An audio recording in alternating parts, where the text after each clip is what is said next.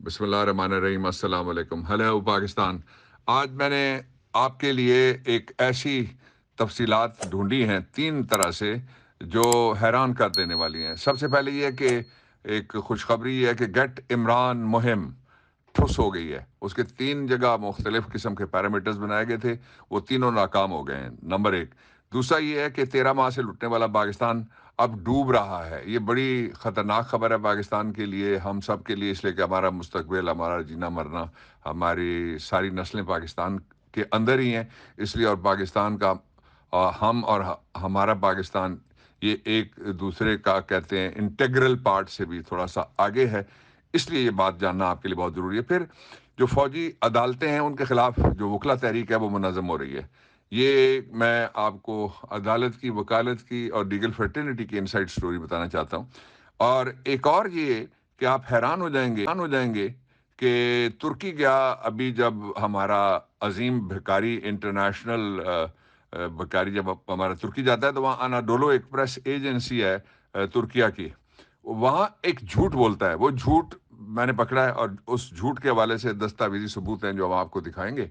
एक-एक करके वो 3 सबूत हैं अलग-अलग। तो आपको पता लगेगा कि पाकिस्तान के ये लीडर जब पाकिस्तान में होते हैं तो इनकी शक्ल क्या होती है, बाहर जाते हैं तो इनकी शक्ल क्या होती है, डिफेंड किस तरह करते हैं अपने आप को और अपने मुल्क को, और किस कदर ये झूठ बोलते हैं और खुला झूठ बोलते हैं।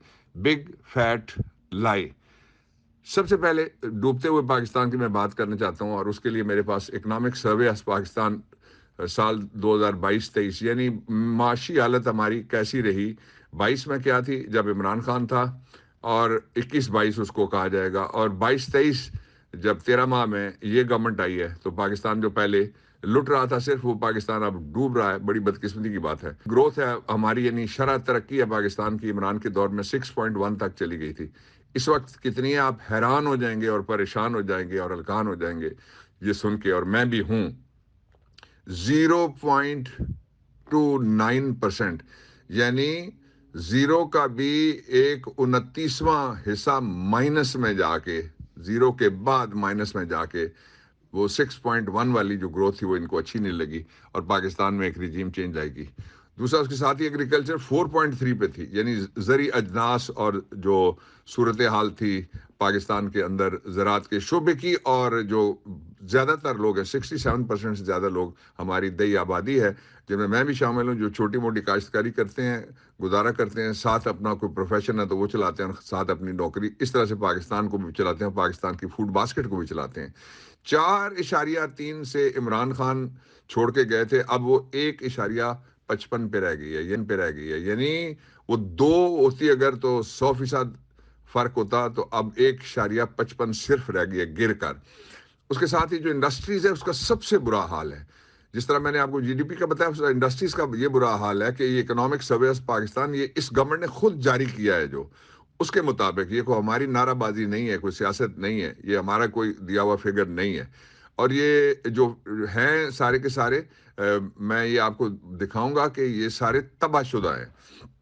अब इसका जो अगला हिस्सा है वो है इंडस्ट्रीज का। 6.8 पे ग्रोथ थी, और सारा जो बीमार इंडस्ट्री थी वो चल पड़ी थी, इंडस्ट्री का पहिया भी सारा के सारा चल पड़ा था इमरान खान के दौर में। लेकिन जब से ये आए हैं तो ये 6 से 5 पे नहीं गिरी, 6.8 से कोई 6.4 पे नहीं गई, ये 3 पे नहीं गई, 2 पे नहीं गई, ये 1 पे भी नहीं गई, ये -2.94, माइनस यानी नफी में जाके पीछे जीरो को टच करके जीरो से नीचे गिर के -2.94 इंडस्ट्रीज जो है वो गिर चुकी हैं। इसका मतलब यह है कि सारी इंडस्ट्री बंद हो चुकी है। बांग्लादेश को देख लीजिए, और भारत को देख लीजिए, और आप ईरान को देख लीजिए, बल्कि आप तो अफगानिस्तान को भी देख लीजिए, वहां इंडस्ट्री नहीं है, इसके बावजूद वो हमसे आगे निकल गया। सर्विसेज दूसरा शोबा था, सर्विसेज का शोबा, जिसमें बहुत सारे पाकिस्तान गवर्नमेंट जितनी भी है, सारे पाकिस्तान की सारी गवर्नमेंट मिला के ये तकरीबन 2 मिलियन यानी 20 लाख लोग बनते हैं। لیکن یہ اس میں آپ ہر طرح کی سیکیورٹی ایجنسیز شامل کر لیں، سیکیورٹی ادارے شامل کر لیں، جوڈیشل سارے ادارے شامل کر لیں، ساری بیوروکریسی شامل کر لیں، تو اتنے سے لوگ ہیں وہ سارے. لیکن جو سروسز ہیں وہ ساری پاکستان کا وہ نجی شعبہ تھا. اس میں کیا ہوا، ان کا بیڑا غرق کر دیا انہوں نے آ کے. 13 مہینے میں پاکستان لٹ رہا تھا، اب پاکستان ڈوب رہا ہے. سروسز 6.6 عمران خان چھوڑ کے گئے تھے، وہاں سے 6 سے یہ 5 پہ، 4 پہ، 3 پہ، 2 پہ، 1 پہ نہیں رکے. 0.85 یعنی مائنس میں جا کے 85%. پھر دوسرا، جو ایک شخص کی کتنی آمدن تھی US ڈالر میں، وہ $1,765 کی جو آمدن تھی وہ گر کے 1.56 کے اوپر چلی گئی ہے. اور یہی حال ہے انویسٹمنٹس کا، اور یہی حال ہے سیونگ کا. انویسٹمنٹس بالکل مائنس میں چلی گئی ہیں. اب آئیے ذرا، سب سے بڑا جو ایشو تھا وہ 3 اس کے میں نے بتایا تھا کہ پیرامیٹرز بنائے گئے تھے، وہ تھی گیٹ عمران مہم، وہ ٹھس ہو گئی ہے. پہلا یہ کہ جان سے مار دینے کی 3 کوششیں ہوئی تھیں.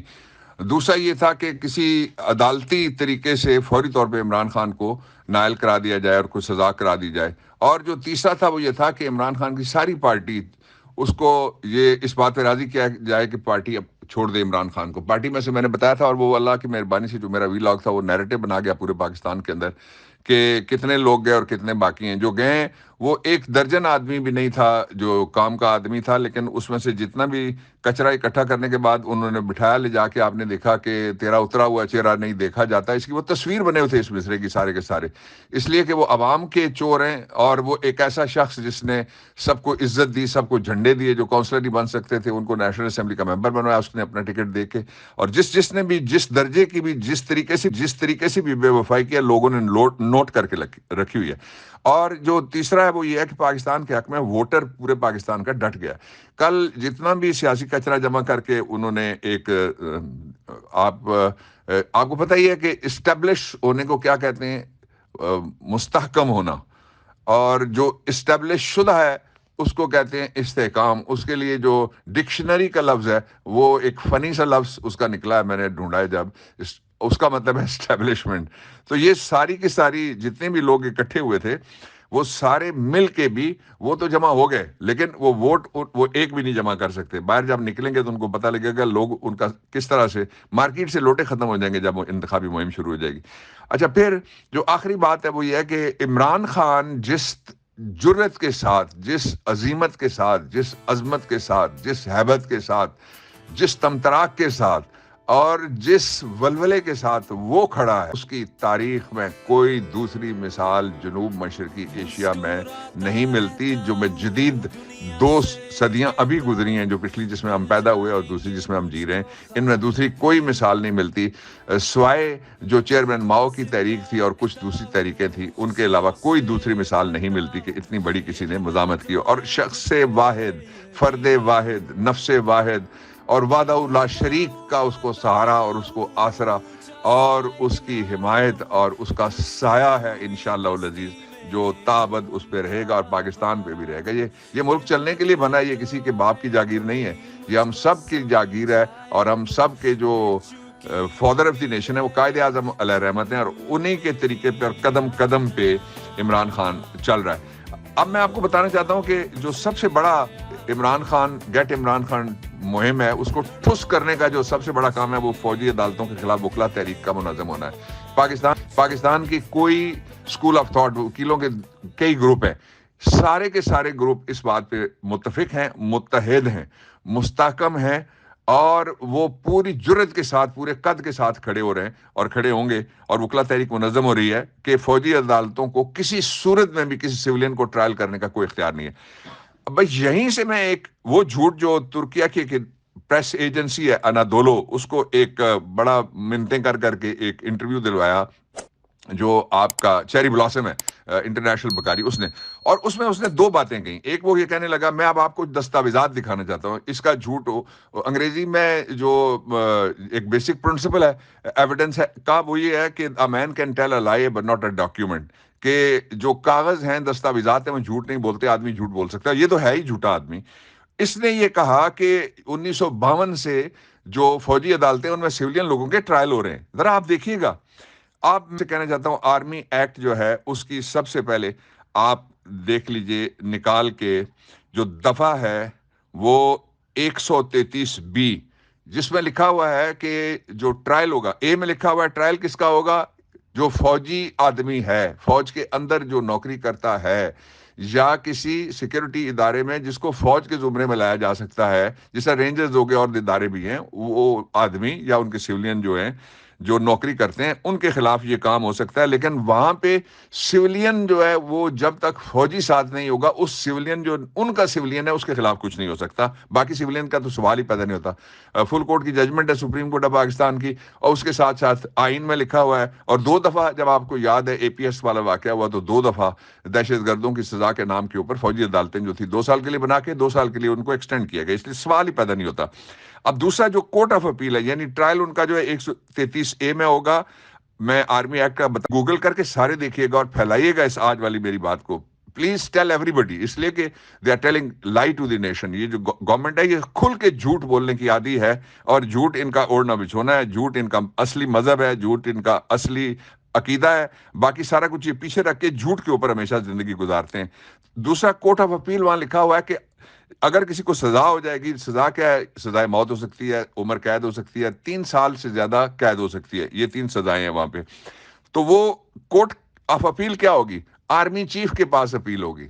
وہاں ہائی کورٹ نہیں ہے، وہاں پہ سپریم کورٹ نہیں ہے، وہاں کوئی دوسری عدالت نہیں ہے. آرمی چیف جو ہوں گے ان کے پاس اپیل ہوگی. پھر آرمی چیف کیا کریں گے؟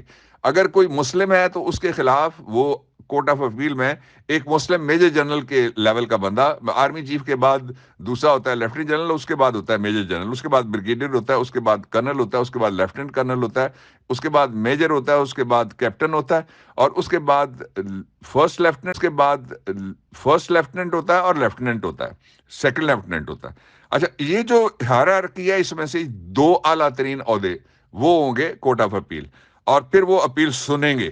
اب تیسری جگہ، یہ تیسرا ثبوت، یہ تینوں میں ڈاکیومنٹس آپ کو دکھانے لگا ہوں. یہ 100 پہلا میں نے ذکر کیا ہے آرمی ایکٹ کا 133A، دوسرا میں نے ذکر کیا ہے 133B جو کورٹ آف اپیل ہے، پہلا ٹرائل کا، دوسرا اپیل کا ہے. اب آئیے کہ اب آئین میں بھی کوئی پابندی ہے؟ جی، آئین میں بھی پابندی ہے کہ اپیل کوئی نہیں ہوگی، اسی لیے آئینی ترمیم کرنا پڑتی ہے. یہ بنیادی نقطہ جو میں آپ کے سامنے رکھنا چاہتا ہوں وہ بھی ذرا دیکھ لیجیے گا. 199 ہے، آرٹیکل 199 کانسٹیٹیوشن آف پاکستان 1973 کا، اس کا سب آرٹیکل 3 ہے. لکھا ہوا ہے کہ آرمی سے متعلقہ، ان کی سروس سے متعلقہ، ان کے معاملات سے متعلقہ کوئی چیز رٹ میں نہیں آ سکتی. اور اگر کوئی شخص another person any person subject to this، یعنی کوئی سیولین بھی اگر اس کے خلاف بھی کوئی کارروائی جب آئین کے اندر بھی کی جائے تو اس کی بھی اپیل جو ہے وہ کہاں جانی ہے؟ وہ اپیل بھی وہیں پہ جانی ہے. انشاءاللہ العزیز. ڈٹ کھڑا ووٹر، اٹھ کھڑا ووٹر، جاگ رہا ووٹر، عظیم ووٹر، اور اس کا قائد ڈٹ کے کھڑا ہے.